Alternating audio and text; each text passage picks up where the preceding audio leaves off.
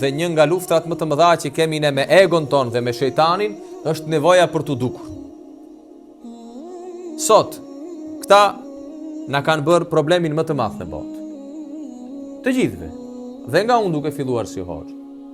Në çdo ligjërat që mban, në gjithçka që bën, duhet vazhdimisht të bësh atë luftën që është e dobishme fakti që po encizojmë këtë ligjërat që të përfitojë dikush tjetër? Apo është e dëmshme për faktin që mund të bëhet element mendje madhësie dhe vetë pëlqimi për faktin që dikush mund të dëgjoj edhe jashtë këtyre hapësirave të xhamisë ku jemi këtu. Janë bërë sfidë për të gjithë ne, se derisa kemi nevojë, kemi dëshirë të ruajmë momentet e bukura, gjithmonë duhet ta pyesim vetveten. E kemi më qejf që të bëjmë fotografi se u falem apo faljen në vetvete?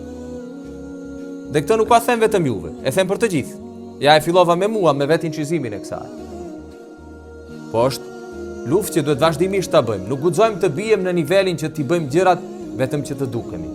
Në nivelin kur do t'i bëjmë gjërat që të dukemi dhe do t'i lëmë ata që s'duken, atëherë kemi arritur nivelin e cilësisë së munafikëve që Allahu Lëshanuhu thot këtu, për cilët thot që do të dënohen dhe që thot alladhina hum yuraun, janë ata që i bëjnë gjërat vetëm që të duken për sy e faqe. Allahu Lëshanuhu na ruajt. Syfaqësia është një derë që e përdor shejtani gjithmonë për të na larguar nga Allahu Lëshanuhu. Është më e lehta sepse njeriu i ka në vetveten nevojat.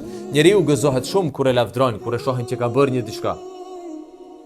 Po kjo lëvdata dhe gëzimi i tepërt me të, di me njëherë të kthehet në anën e kundërt që të largoj nga sinqeriteti i besimit që po nuk që besimi dhe vepra e sinqert tek Allahu Lëshanuhu nuk ka as pak vlerë. E dini ku është kantari i matës? Një njësi matëse që ta dallojmë se a jemi apo nuk jemi prej atyre që i bën vetëm për sy e faqe? Jemi njerëz dhe kjo dobësia që e kemi që duam të shihemi është brenda normales për sa kohë që ne jemi të vetëdijshëm dhe e luftojmë atë dhe kërkojmë falje për të. Kur nuk është më në rregull, kur do të mbrim në nivelin që nëse një punë nuk duket, nuk e bëjmë as pak. Nuk është mirë që të kemi nevojë, por do të jetë ende në rregull kur ne të vim të falemi dhe pasi të falemi të kemi dëshirë që të bëjmë një kujtim së bashku të mbajmë një fotografi.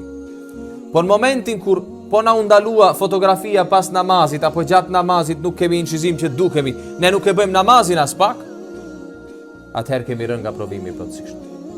Dhe në momentin kur ne duhet të zgjedhim midis dy veprave që janë të mira për Allahun Lëshanuhu, nuk e zgjedhim atë që është më e dobishme apo atë që duket më shumë, kemi rënë nga provimi.